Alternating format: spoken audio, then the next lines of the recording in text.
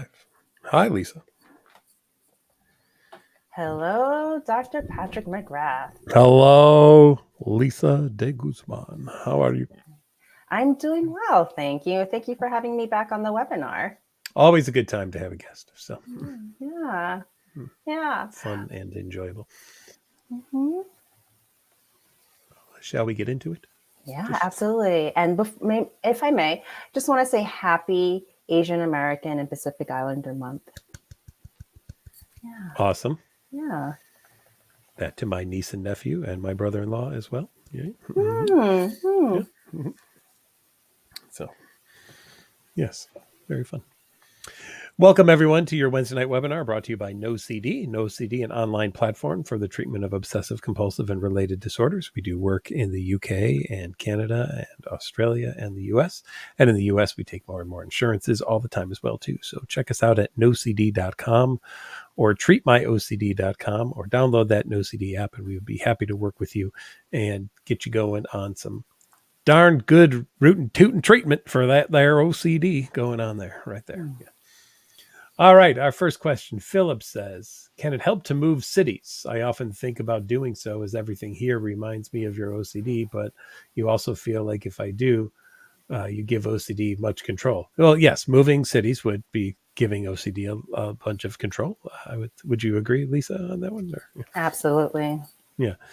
And one thing that I've noticed that no matter where you go, your brain goes with you, and that's where OCD is. So it's just going to find more OCD triggers and things in new cities or create them very quickly, and then you'll feel like you'll want to move again. So it isn't about moving away from the triggers you have. It's about learning not to be triggered by the triggers that you have. Mm.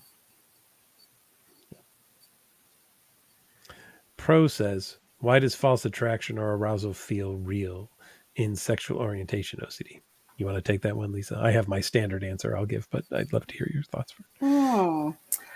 I'd like to say that it's neither a false or positive attraction.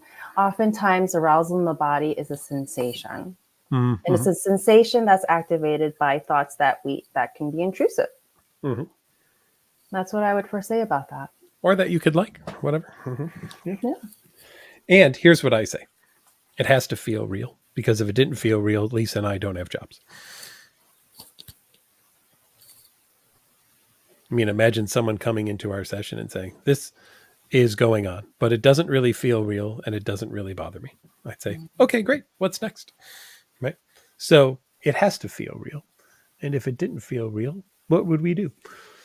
You know, OCD triggers the fight, flight, or freeze response. So to people, that feels real. But just because something feels real doesn't mean that it is real, right? It just feels that way. And so people start to believe their thoughts and images and urges are truths. You know, having this is as bad as doing this kind of thing. We call that thought action fusion. The notion that there are things that you shouldn't have pop into your head, that you shouldn't think or feel or have an urge about or an image of. But I don't know anything that's off limits. Do you, Lisa, of anything that's off limits? No. No. OCD latches on to anything you care about. Yeah.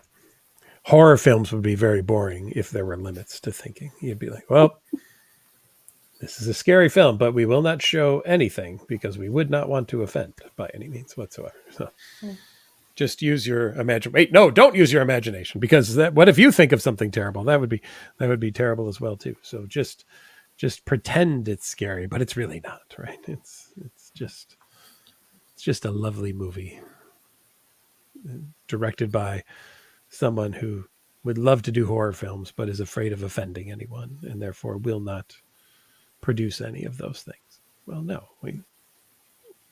there's nothing wrong with a thought or an image or an urge. We have them. Right? And having them doesn't mean that we're buying into them and that we're following through on them. We can just have them, and that's it. And there they are. Nothing else. Thoughts are just thoughts. Feelings are just feelings. Sensations are just sensations. They do not have to be a fact You do not have to add meaning to the thoughts, feelings, and sensations. Mm-hmm. I love when people put, this is a simple question, which means most likely this question contains a great deal of reassurance seeking. And so I'm always wary when I get these kinds of questions. It says, please educate me with a simple question. Can sexual orientation OCD behave like a real orientation, but it is not a real orientation? Am I right? I'm not going to tell you if you're right or not, because I'm not going to give you that reassurance that you're hoping for. What I'm going to tell you is this. Doubts and insecurities and uncertainties are a part of being a human, and there is nothing wrong with experiencing them. But just because we do doesn't mean that they change us as a person in terms of who we are or what we believe or what we're attracted to or anything of that nature. What would you add to that, Lisa? Anything you would want to put onto there? Well stated. Well, thank you. Those are those doubting thoughts, and recognizing those doubting thoughts and disengaging from them. Yeah. And you can see where the reassurance is in that question and why I'm wary to go too in depth in it, because I will first of all bet this question has been asked to numerous other people before. There are times I've answered things on here and people have tried to get a hold of me afterwards and said, now you said this, but my other therapist said this. I'd like to get the two of you together to decide which one is the right answer. And I'm like, no, I'm not going to go down that road. I'm not going to play that game. We might both have different ways of looking at things or seeing things, which shows you, again, there isn't a guaranteed answer. There isn't an absolute answer. OCD would love a guaranteed answer. OCD would love an absolute answer, but those don't exist. So guess what? We're not going to do. We're not going to give you one. I'm not going to try to find one. They're just not out there. Right? Plus, Lisa, how many people have you worked with who have OCD who you gave an answer to who thought, oh, finally, thank you. That was the answer. Now everything is fine and good and I'll be done. I don't think that's happened yet. So you and I are absolutely crappy, awful therapists, or we're never going to give that to OCD because OCD is never actually going to accept that. Mm-hmm. Now I'm going to go with that's the answer personally. Mm-hmm. Other people may think we're crappy therapists, but I don't think so. I'm going to go with something very different than that.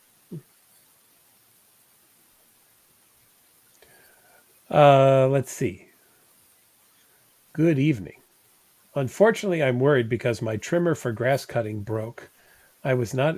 That reminds me, my trimmer on my or my battery on my trimmer ran out yesterday, so half of my grass is still untrimmed as we're doing this this very webinar right now. So half is trimmed and half is untrimmed. I was not able to finish the job, so I left and texted the customer telling them I can't finish. The cut is on me. Okay, I'm really about her tracking you and confronting you. No money was involved. What's good ERP? My mind is racing. Well, I think good ERP is I wasn't able to finish the trimming today because the trimmer broke. I'll be back tomorrow to finish it.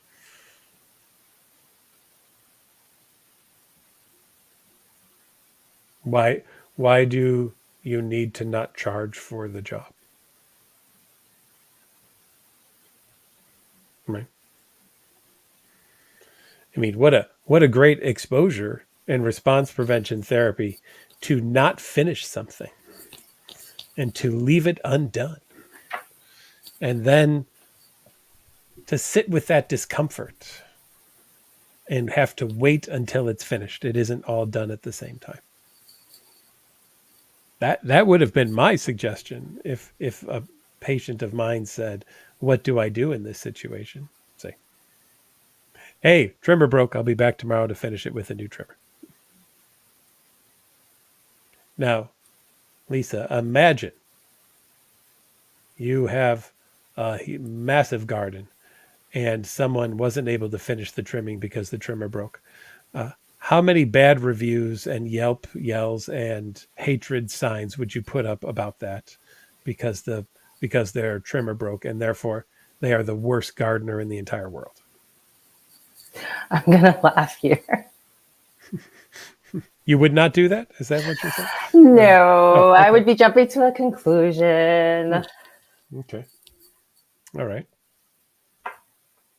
But Isn't I can see the worry though here that well, someone sure. may not confront you. But that's where we're leaning into that uncertainty. Yeah. Yeah. Yeah. Right. I mean, hey, if they demand, you know what, I want a free cut out of this. Okay, fine. But I, I don't know that I would offer one in this situation if I was going to be able to come back the next day and just zip, zip, zip, finish it up because I got a new trimmer and there we go. And everything's done. Right. So to me, that's good ERP is to not give them the free experience and just to state the facts. Trimmer broke. Can't finish it today. I'll be back tomorrow to finish it. Just wanted you to know. And then live with that doubt and uncertainty that comes along with that.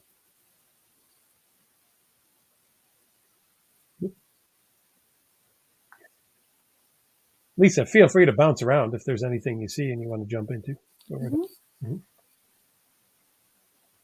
Shay says, I have relationship OCD and I've been in recovery for about 2 years. Wonderful. I'm in a relapse, sad, and it feels like there is no light at the end of the long tunnel. I constantly have a negative cloud above my head. Let me see if there's anything else. Well, I believe there is a light at the end of the tunnel. If you've been in recovery for 2 years, that means you know how to get there. And now you just might need some guidance to get back there again. Right? So I'm hoping, Shay, that you're engaged in some therapy. Right? It is easy, though, isn't it, Lisa, to get to that point where now that I'm not over the finish line the way that I want to be anymore, that it's all doom and gloom. Absolutely. When our mind shifts to the negatives, or if we're thinking there isn't that light at the end of the tunnel, although it does sound like you've reached part of that, if you can see the light, if you've done the ERP work, you've gained some skills here. And sometimes the friendly nudge to utilize those skills. Mm-hmm. Yeah. And we do want people using their skills, right? That is ultimately what we want people to do. So, Shay, I'm going to encourage you to do this. If you did something in the past that worked, I want you to go back and do that again. Unfortunately, what happens sometimes for people, though, is they stop doing what was working and they go back to previous behaviors that really maybe weren't working so well. So Shay, I'm going to really encourage you to really make sure that you go and do the very things that were working. That's really, really important to do. And don't give up on those things. Okay. As easy as it might be to go back to the old behaviors, they are not going to serve you well in this situation. Okay. Not at all. Okay. Jenna asked, what are some good response prevention messages when you're scared of losing your mind? Like when your intrusive thought says, like, this isn't real, I'm not real, you're not really Jenna. Also, is it possible to create another subtype on the app? You feel like schizophrenia OCD or psychosis OCD would be a good subtype for both. We could look at that. And actually, someone else had texted me earlier to say, reminding me to, let's see, what was the reminder? Talk about obsessions with schizophrenia, bipolar eating disorders, etc., and those types of things. So, a timely question here. It is interesting that OCD picks schizophrenia as sometimes the worst thing to have, right? Like, what if I were to have schizophrenia, right?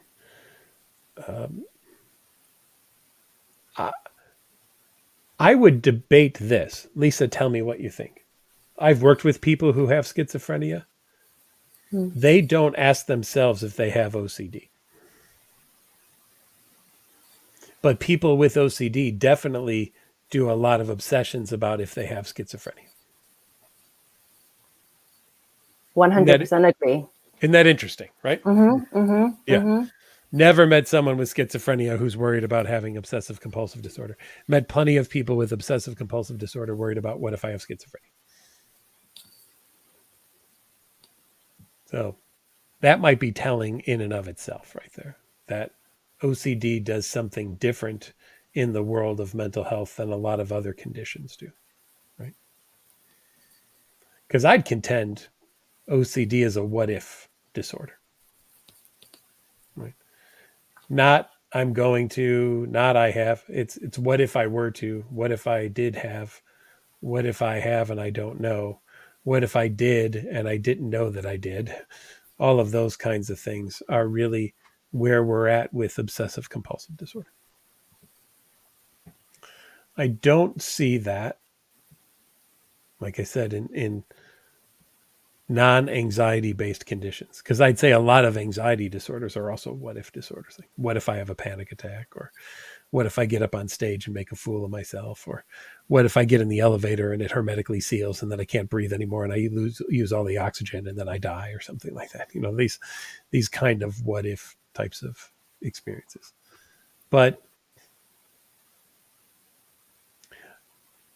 I wonder if, and I'm bouncing this off you, Lisa, tell me what you think.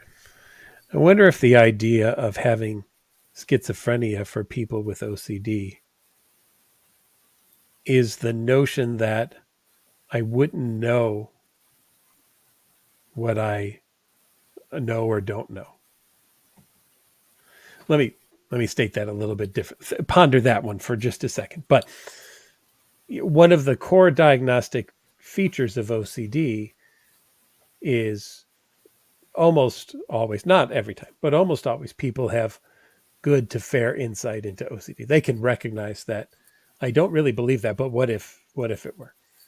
There are some people with low level insight, and then there's some people who have this, what they call now, no insight or delusional insight, which that phrase in and of itself scary to people, with this notion of what if I don't know something, right? But in those situations, I wouldn't get asked, you know, is this schizophrenia? People would just believe it to be true, right? There wouldn't be a what if in a low to no insight experience. It would just be, I'm holding on to this as a belief. This is where it's at. And in those situations, we can typically implore the use of some good medications, even some of the atypical antipsychotics at low doses, to kind of help crack that door open a little bit and get people to break away from that notion and be like, oh, wait a minute. That is a what if question, and not I do believe it kind of experience. So what are your thoughts on that in terms of this idea that what if I don't know what I know or don't know? I made that up tonight, but I'm liking it. I might have to write a little bit more on that one. I don't know. Sometimes we riff here on the webinar, you know. Oh, I'm laughing so hard because there's so much I don't know, and that's also okay. Yeah. I would take a look at the fear around losing one's mind. OCD is trying to latch onto that. Yeah. Yeah, it's making you doubt your own mind. Right. Yeah.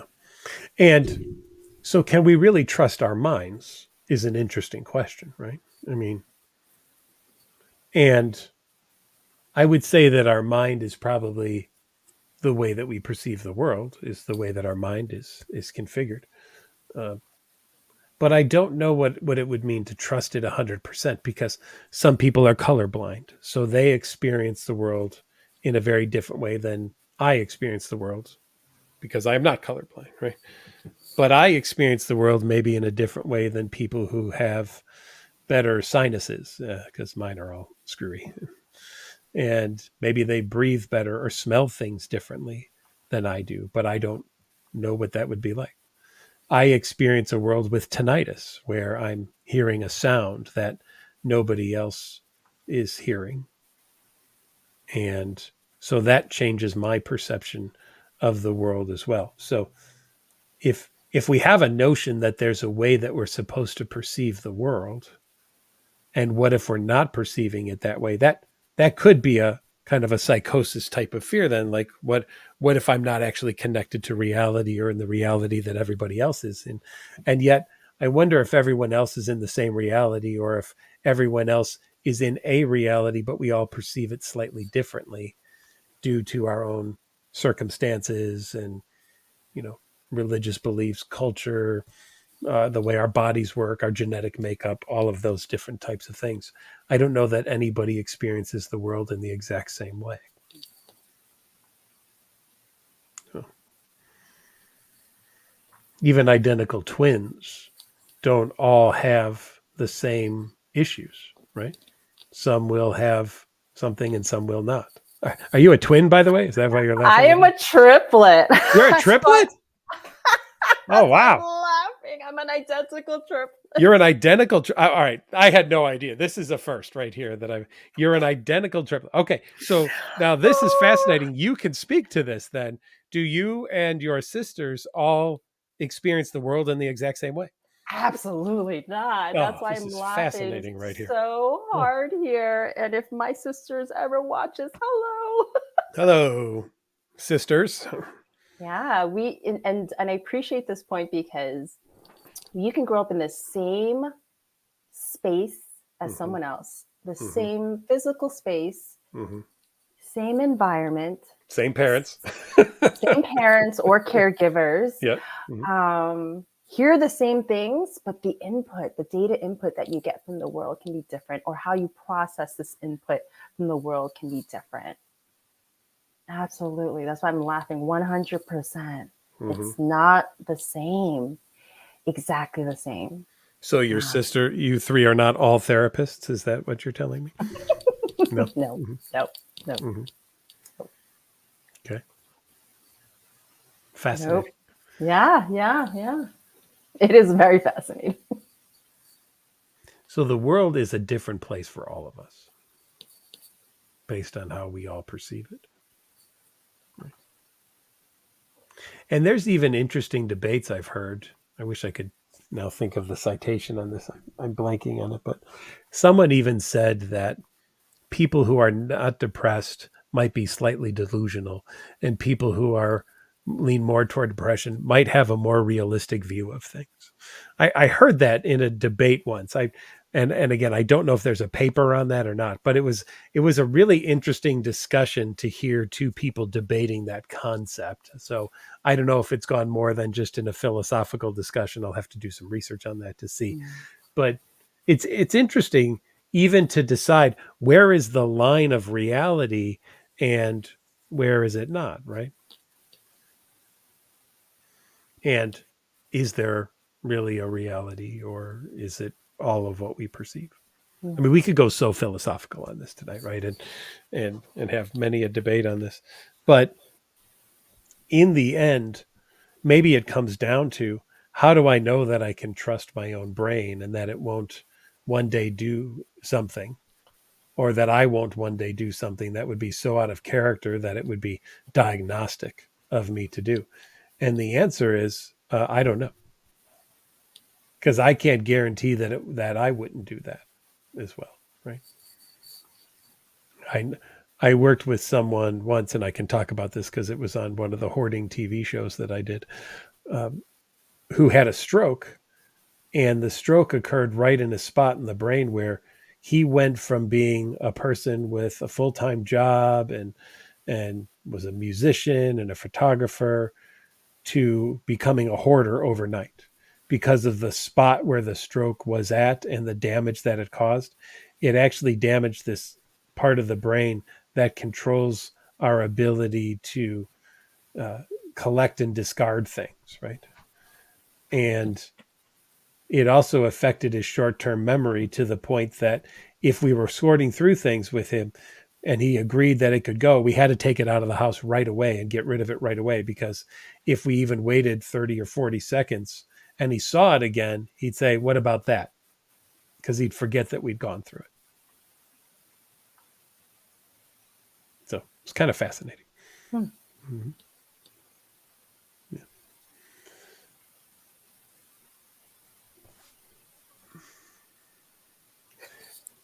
Edgar says, I have pedophilic OCD and I'm terrified of accidentally checking out a child. My therapist put as an exposure to purposely check out children. Is this actually a good exposure, or is my therapist out of her mind? Well, she's not out of her mind, I will tell you that.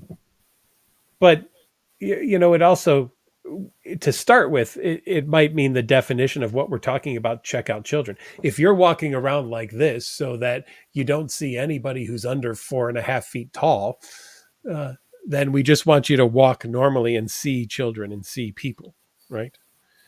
And be able to see that they're there and recognize them and acknowledge them and then move on from there, right? And that's where you would potentially start in that kind of thing.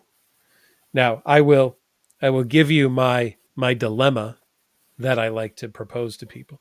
And Lisa, this will involve twins. Again, this is a theme of the night, it appears. But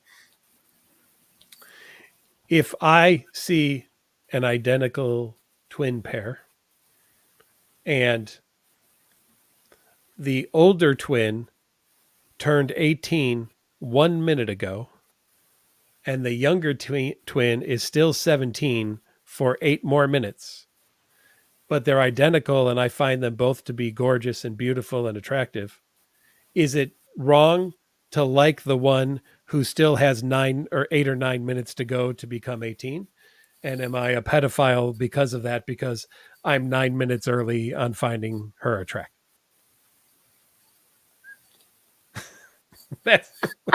What do you think of that, Lisa? Do you like that one? I love it.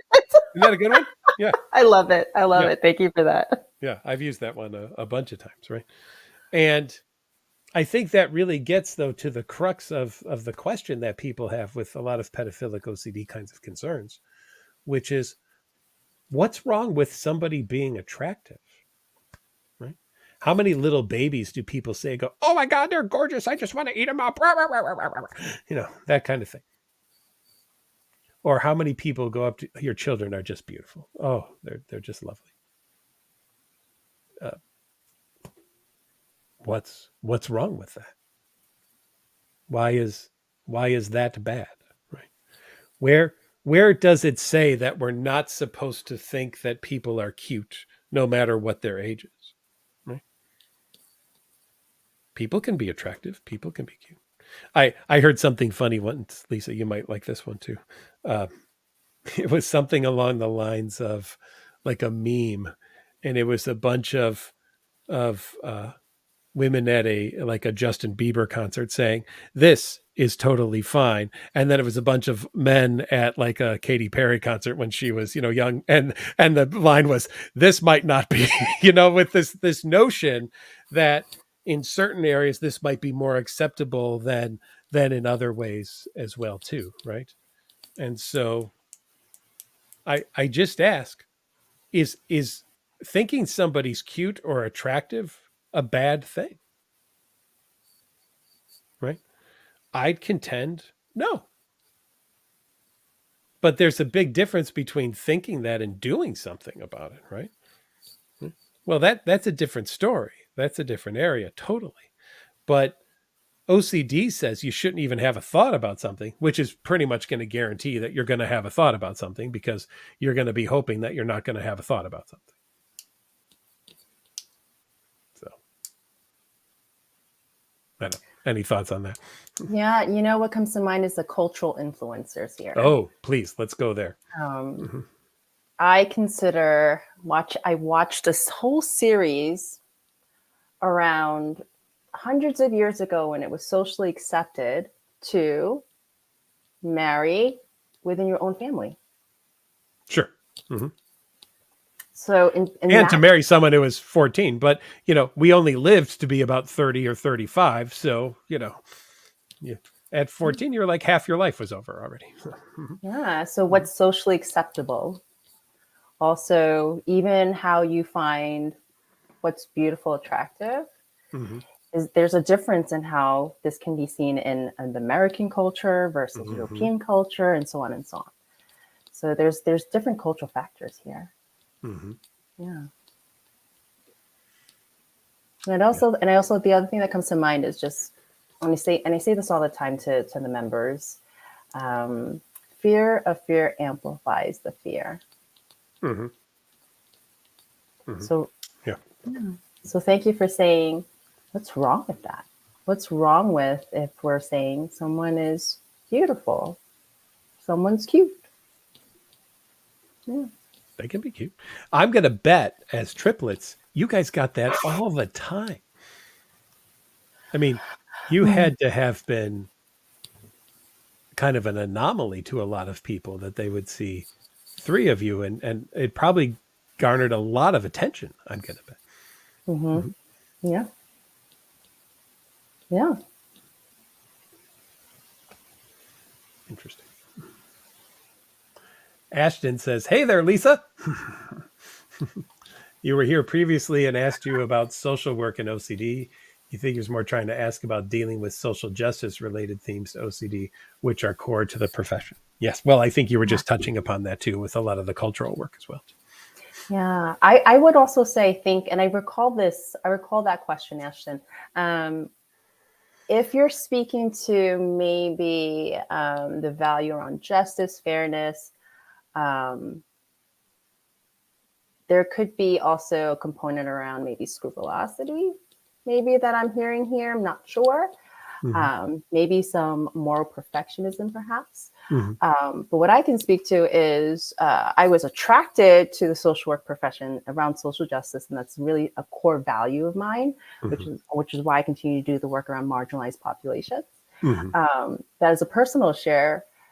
Before I came to NOCD, I was working with marginalized population in terms of the housing and homelessness world, working with at-risk youth and different populations or groups, both in LA and California.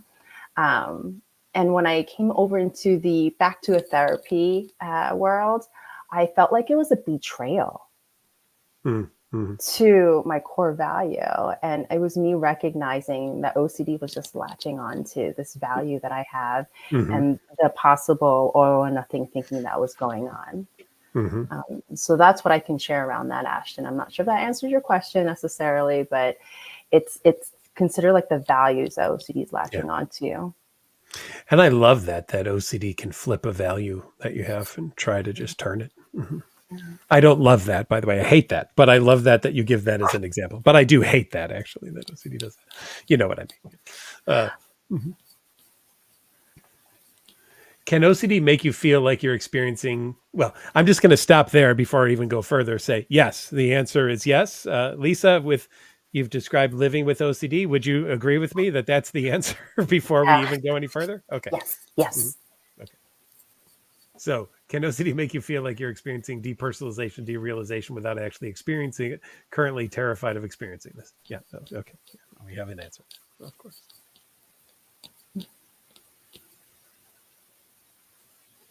How do I switch from manual breathing, what OCD wants me to do, to normal unconscious breathing? That's a great question. I like that one. So you already do, is my answer. Any idea where this is happening, Lisa? Keep going. When you fall asleep, you're not thinking about breathing. You're just breathing. So you already do this, which proves that your body knows exactly what to do and that you don't need to think about it because you're already doing it all night long. Otherwise, your night would look like this. Wake up and breathe. And then you'd have to wake up and then you'd breathe and then hey, all right, exhale. Now go to sleep. Wake up and breathe. And then that's what your night would be. And it would be a terrible sleep if that was the case. So I will tell you my anxiety journal. It's not how do you do it, because you already do it. Right. Now, how do you do it while you're awake? Is really that's really the question, is what it is. And one of the things that I've even tried in these types of situations would be something like a loop tape where you just follow that for breathing and then eventually go against the loop tape and breathe differently from it. And then we just kind of do all sorts of things weird about breathing to get to a point of recognizing that there's all sorts of things you could do to breathe. You could be fully controlled breathing. You could be totally not at all controlled breathing. And no matter what, it's probably not going to feel like you're breathing right or enough or anything of that nature. And so it isn't about breathing the right way. It's about learning that you can handle not breathing the way that your OCD brain is telling you to breathe. That's what it really is.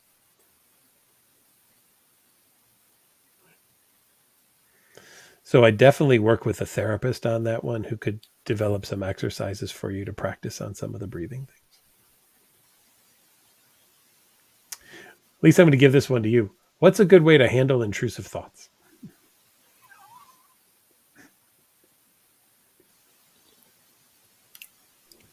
Not that you've ever had to do that in your life, Lisa. I just figured I'd throw a curveball at you there. Wow, so many things. Acknowledging that it's a worry thought, a doubting thought, leaning into uncertainty, allowing yourself to have those sensations of anxiety in your body. Oftentimes, we're directing our focus at the thought. We're feeling this anxiety, distress, shame, guilt, disgust, whatever those distressing emotions are. Just allowing that sensation to pass, not avoiding those feelings, not avoiding the sensations. But there's many things we can do to redirect our focus away from those intrusive thoughts, doubts, urges, or images. Mm-hmm.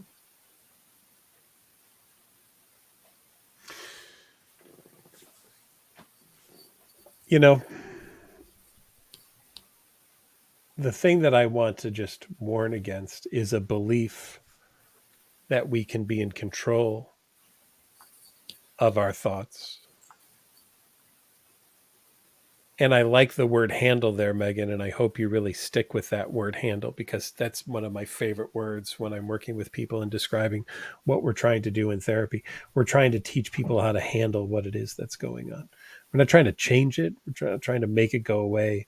You know, that becomes the pink elephant experience, right? The moment you try not to think of it, you're going to think of it. So we want you to learn that you can handle the experience. So when you ask in that situation, right, what's a good way to handle intrusive thoughts? To me, the best way to handle intrusive thought is just to allow it to be there and learn that just because it's there doesn't make it true. So like, Lisa, I hope your computer explodes, sending shards of glass onto your face by the time the webinar is done tonight. And I'm not going to do a compulsion to neutralize that whatsoever. Just going to allow that thought to be there.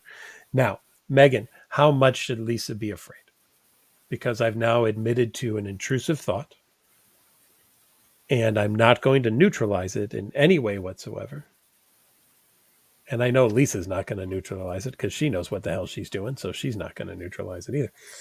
So, Megan, how dangerous is it for Lisa right now? We've got 21 minutes until this webinar is done. And so, Lisa, within 21 minutes, your face will be filled with glass if we don't do a compulsion. Or maybe it just won't, and maybe we'll get lucky. But next time might be the time. And so then maybe we'll need to do the compulsion again. Or we can just learn that just because we think things doesn't make them true and doesn't make them real. And that's our goal.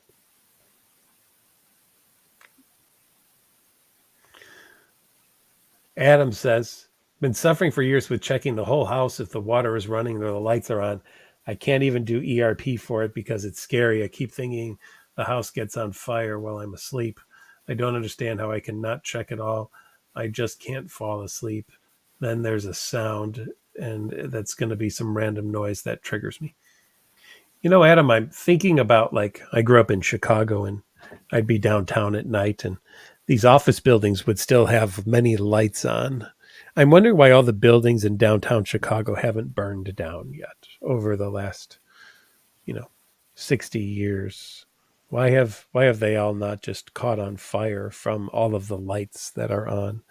Or of all of the sinks in the bathrooms in the office buildings and the hotels and the apartments and everything too, why hasn't downtown Chicago just flooded because of this? Because there isn't somebody going around double checking every one of these sinks and every one of these toilets and all of the pipes as well too, to make sure that everything isn't leaking. So Adam, I'm curious if you have an idea as to why it would happen to your house but it wouldn't happen anywhere else. Or we employ my favorite thing, which is what I call specialness. The rules of the world apply to me differently than they do to everyone or everything else. And it would be okay if it happened to other places, but not okay if it happened to my house.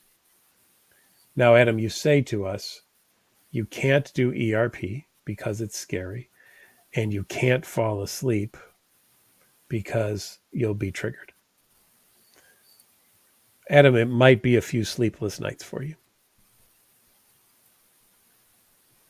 Or it's a life of OCD for you. Checking the lights and the water all of the time. And in doing so, probably breaking some light switches and some faucets because you check them so much and potentially causing the very things that you're afraid of, a flood or an electrical surge or something like that.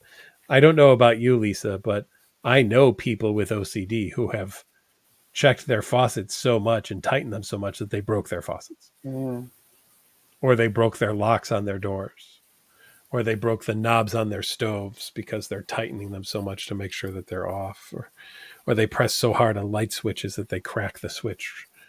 Right? I don't know people without OCD who have done that on any kind of consistent basis whatsoever. I mean, random things will happen, of course, but I do know far more consistently that people with OCD have created these very things that they're afraid of happening than people without OCD have.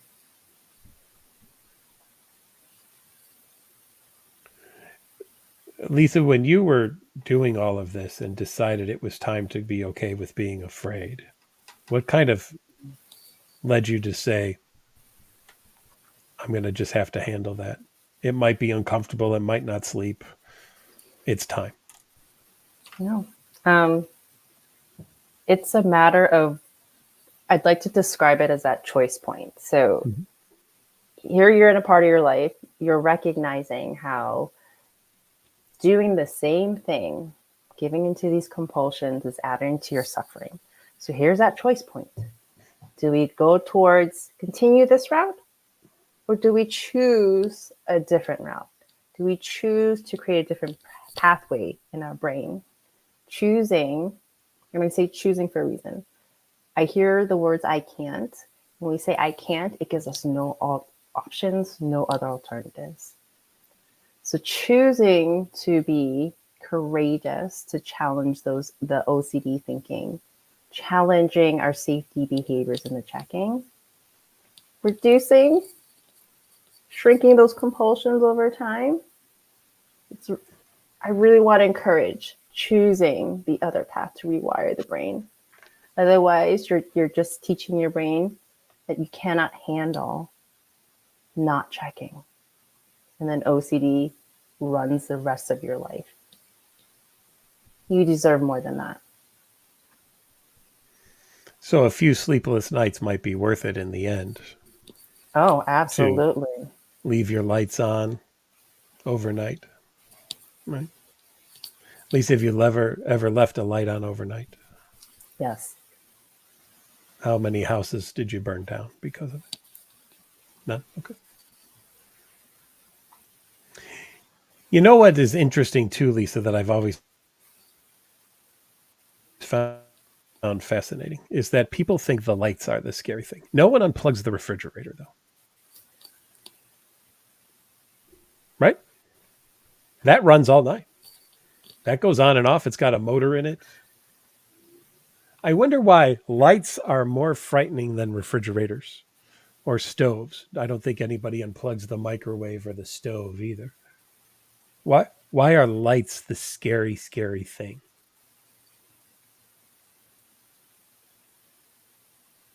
The garage door opener. Nobody gets the ladder out every night and unplugs the garage door opener.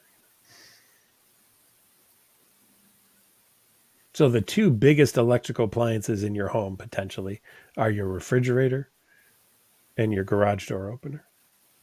I'm going to bet those are the two things, both of which have motors. And I'm going to bet those are the two things that do not get unplugged at all. So isn't it fascinating how OCD creates something as being dangerous and takes the things that are potentially the most dangerous and say, oh, but those aren't really dangerous. Those are fine. I mean, if I had to bet on the LED ring light that I have over here or my refrigerator causing a problem in my home, I'd put money on the refrigerator. And I bet that most people, especially the people I've treated with OCD, would put money on the ring light and say that it's the LED ring light that's going to be the problem.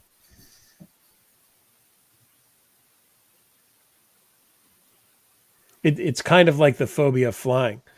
If you'd rather drive than fly, that means you'd rather do a more dangerous activity than a less dangerous activity. You have far greater chance of being harmed while driving than you do while flying.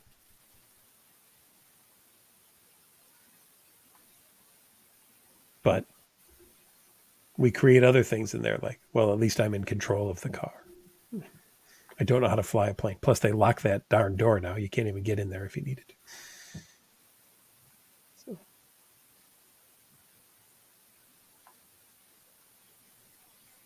So. Anyway, anyone you wanted to jump on there, Lisa? Check out. Answer. I'm still looking through.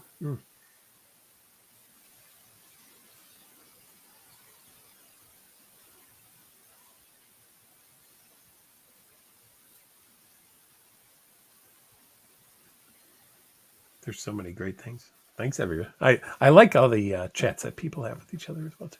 It's always fun. People are always being supportive. I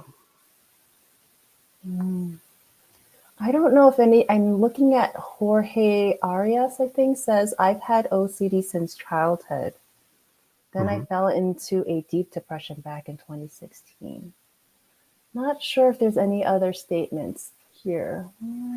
Well, we could talk about that relationship between OCD and depression. You know, if you think about OCD attacking things that you find to be enjoyable or that you like or that are important to you, and you think of depression as, if you look at the diagnostic definition of depression, it's two things. I either feel depressed or I've lost interest or pleasure in things I once enjoyed. Imagine you will lose interest in things and pleasure that you once enjoyed because OCD has grabbed onto them and has said, "Oh, these are fun things to grab onto." So it would not be uncommon for people to experience depression when they have OCD, actually. Not uncommon at all. I can share. My OCD, looking back, because I was not officially diagnosed with OCD for probably at least 30 years after my first OCD anxiety episode. So what I can share around this is that looking back, OCD showed up first. The ruminating, which I didn't know was ruminating, I thought it was just my thoughts. I just thought the thoughts were just thoughts, and that's what it was. The depressive rumination came into play. Believing things, all the thoughts were facts. which led to ruminating, doubting thoughts, insecurities. Then my world became smaller and smaller. So depression also set in around just anxiety, untreated mental health, other things that life stressors. So there's like this intersection here with OCD and the ruminations that occurred. Again, for me, was depressive rumination, but then also just how to cope, actively cope with life activities that occur. So there was this blend for me. And sometimes it's about learning how to respond in different ways to the thoughts, whether they're depressive thoughts or the OCD thoughts. So I thought that was like really fascinating. You're not alone in this, Jorge. It's quite common to have co-occurring disorders or conditions, I should say. But you're not alone in this. You're definitely not alone in this. I know here, one of the things I really appreciate about NOCD is that we treat OCD and we can treat the depression, whether it's at the same time or separately, because there's evidence-based practices for both. So that's one of the things I really appreciate, because there's co-occurring conditions and we can learn to shift. We can learn different skills. And there's hope in that. Yeah. How different is your life post-treatment than pre-treatment? Well, here's the kicker, though. I never officially got ERP treatment because I wasn't officially diagnosed. Okay. So I ERP myself. Yeah. Well, there you go. All right. Good. And it's been a beautiful journey, y'all. I can certainly say I could see the value in if someone else was guiding me. But using my ERP skills every single day has been very key. I can share OCD, and I've shared this with members. And we have member-facing groups here as well at NOCD. And I shared OCD is latching on to the work that I'm doing here at NOCD. It's latching onto that because it's something that I value, something I care about. It's personal to me. And it's the work that we're doing here at NOCD. So it just latches onto it in different spaces and places. So daily response prevention has been very key. Yeah. I have a sign over there that says, do one thing every day that scares you. Just face those fears. Learn that you can handle things, right? Sure. Mm-hmm. And there's a lot of becoming comfortable with being uncomfortable, first of all. And also, there's a lot of acceptance of the fact that we're never going to have the answer that our OCD wants us to have. You know, the lie of OCD is you can get the complete answer. That is the lie of OCD. Because if you could, sessions would then just be information gathering. Why don't we Google that a little bit more and maybe we'll find the answer this time, right? That's what sessions would look like. You know, for people who want that kind of proof and their OCD demands that it's out there, we just need to get it. And I've always been fascinated by this one. You know how many times I hear this, Lisa? I just wanted one more little bit of info and I think I would have been fine. But that one thing then that I found, oh my gosh, it sent me down the rabbit hole. And then, yeah. You've heard this too? Mm-hmm. Absolutely. Yeah. There is no such thing as just one more, you know, to borrow from our friends in substance abuse. 1,000 is never enough and one is too many. Right. So we're just never going to achieve it, because once we've gone for one, well, why not one more? And why not one more? And why not one more? Why not? And we're just going to kind of go down that hole. And boy, it's a tough one to climb out of. If you're going to climb out of OCD by getting more information, you're digging the wrong way. I might have to put that on a t-shirt. Actually, I kind of like what I just said. Copyright Patrick McGrath.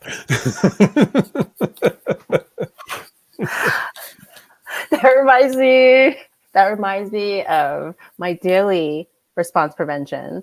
These little gophers have made a home in my backyard. Gophers. Was this Yeah. Caddyshack or what? Yeah. Oh, I'm originally from New York and I'm here in California now, and I did not experience gophers.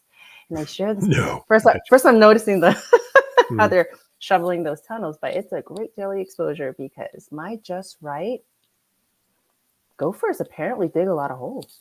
So that's I'm thinking, yeah. yeah, Mhm. yeah. So that's why I am laughing so hard at that reference right now.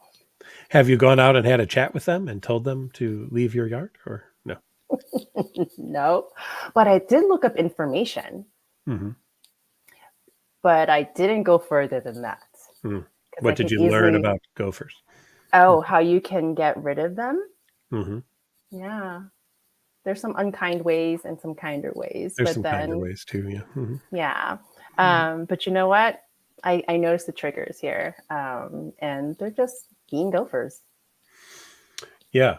I found one was they don't like I think it's menthol, and there's a spread you could put on your yard that has a very strong, very very strong menthol smell, and when it rains it seeps into the ground and they don't like it at all, so they kind of go away. So if you keep spreading this stuff around on the yard, water your grass and stuff, it's supposed to keep them away from there. So you will smell like menthol for days after spreading this stuff all over the yard. I come to learn as well, but uh, yeah, that's one thing to kind of keep in mind. Oh. Maybe the gopher can be the mascot of OCD, just tunneling Whack-a-mole. all over this. Yeah. Well, and that Whack-a-mole. is the other idea of OCD, right? Whack-a-mole. Yeah, Yeah. yeah, Yeah. yeah. Hey, look over here. Oh, no. How about this thought? Oop, no. Hey, how about this one? Yeah. We get that one as well. Mhm. I like what HG says. I remember when I was so afraid of COVID, I didn't think I'd ever attend an in-person church service again because singing spreads aerosols, right? You were worried about having an asymptomatic infection and passing it to a vulnerable elderly person. You know what? One of the even ethical dilemmas that I saw during COVID time was uh, the mix of COVID and Black Lives Matter, where somebody wanted to go out and participate in the protests, but was also afraid if they had COVID, they would kill all the protesters with the COVID that they would spread around at the protest. And so there was this really fascinating ethical dilemma that they were sitting with about what should I do, right?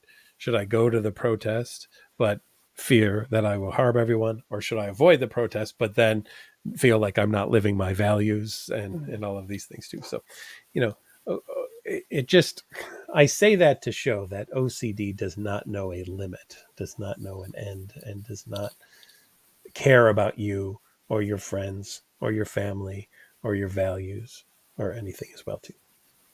That being said, like in football, we're at the 2-minute warning. So Lisa, do you want to give some final parting gift thoughts to our friends this evening who have spent some time with us? Yeah, absolutely. So I always find it so amazing looking at the webinar, being here, and just noticing one, the commentary that I'm just reading through here. So beautiful to see there's this community. I think when we recognize that we're not alone in our thoughts, recognizing possibly removing the layers of possible shame, especially as an Asian American, there's a lot of shame and stigma still attached to mental health, let alone like OCD. Mm-hmm. So learning to shed those layers of shame, speaking shame, has been really huge. And I think by people just being here, recognizing, hey, OCD is around, and really sharing the support you all are doing in the comments, coming back and asking the questions, because you deserve and you're worthy of a life where you are living by your values versus allowing OCD to really control your life. Mm-hmm. It's about getting better and staying better. And it's a really beautiful place.